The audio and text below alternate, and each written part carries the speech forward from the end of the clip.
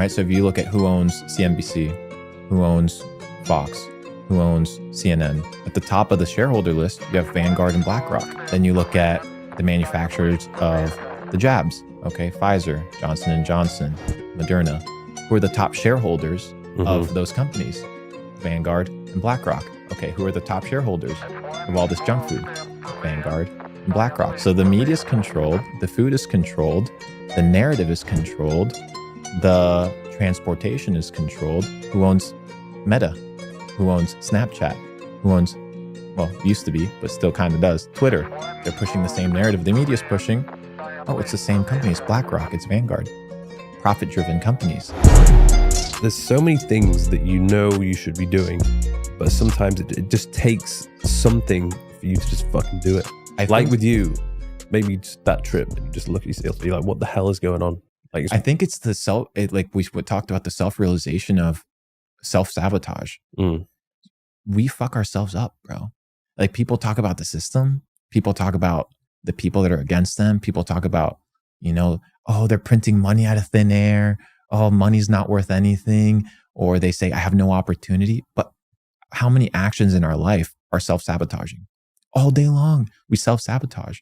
So why can't we turn off those self-sabotaging habits and replace them for positive habits? What I've realized that people do is they want to cut something out. Okay, I'm going to cut out smoking. I'm going to cut out drinking. But you're not supposed to cut out something. You're supposed to replace it. Because there's a quote that says, an idle mind is the devil's workshop. So if you're not thinking about anything, if you're not doing anything, if you're not being productive, then you're most likely going to go back to what? Your tendencies and your old habits that you formed over a long period of time. So if you want to change those habits, if you want to change those tendencies, then you need to be in a situation whereby you're replacing them with a positive feedback loop.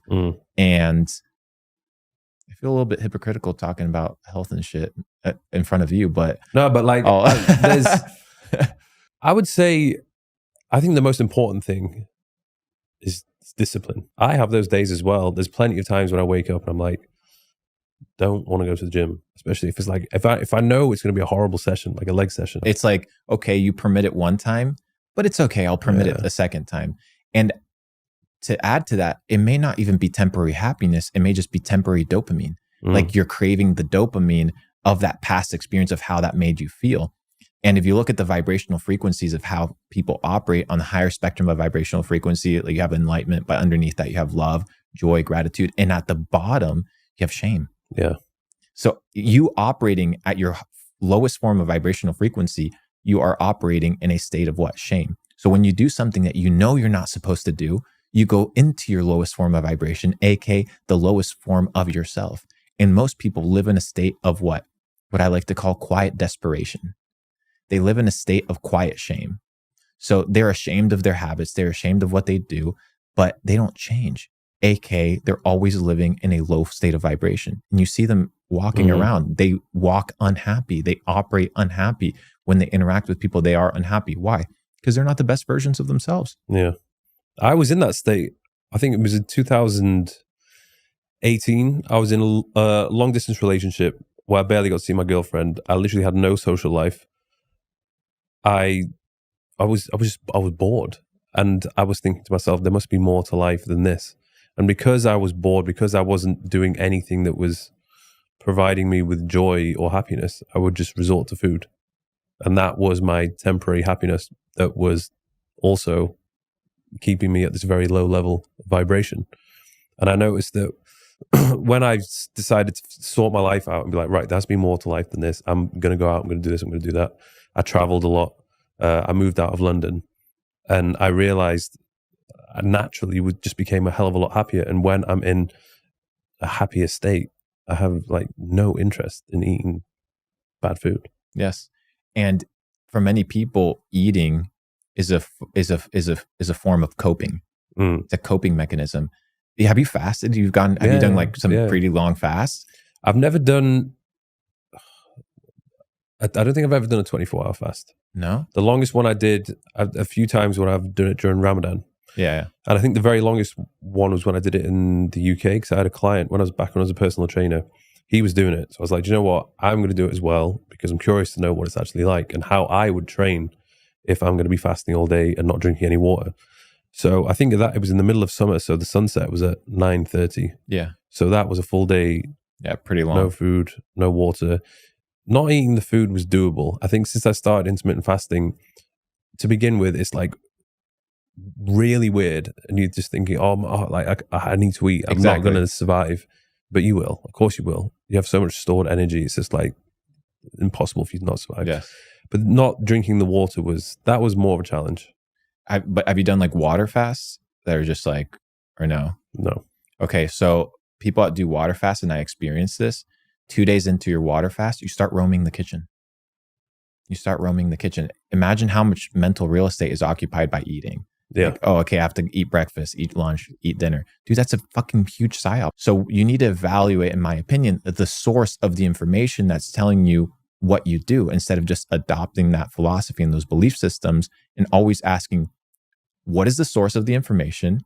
Why are they saying this? And is it true? Yeah.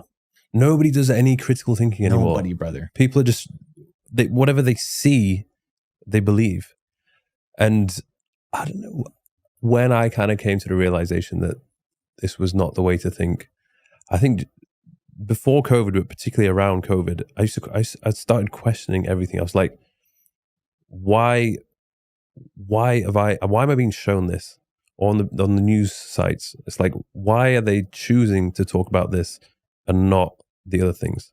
Like, why were they not talking about just going outside, being more active, getting all your vitamins and being healthy? Why were they just saying, oh, hide, cover up, and avoid people? I mean, the answer is very simple. You just have to look at who owns the companies. Yeah. Right. So if you look at who owns CNBC, who owns Fox, who owns CNN, at the top of the shareholder list, you have Vanguard and BlackRock. Then you look at the manufacturers of the jabs. Okay. Pfizer, Johnson & Johnson, Moderna, who are the top shareholders of those companies, Vanguard and BlackRock. Now you look at the flight companies that banned all flights. No flights unless you're taken care of. Who are the top shareholders? Vanguard, BlackRock. You look at the food. Okay, who are the top shareholders of all this junk food? Vanguard and BlackRock. So it's this ecosystem of how to print butterflies out of thin air. So the media is controlled, the food is controlled, the narrative is controlled, the transportation is controlled. Who owns Meta? Who owns Snapchat? Who owns, well, used to be, but still kind of does, Twitter? Who owns Google? They're pushing the same narrative the media is pushing. Oh, it's the same company. It's BlackRock. It's Vanguard. Profit-driven companies. So this idea of breakfast, right? Edward Bernays, cigarettes, Edward Bernays, is the exact same play, but at a macro global scale at this point. Why? Because they have access to the internet, and the distribution of information is a lot more simple and effective at a mass viral scale, as opposed to newspaper and billboards like it used to be back in the day.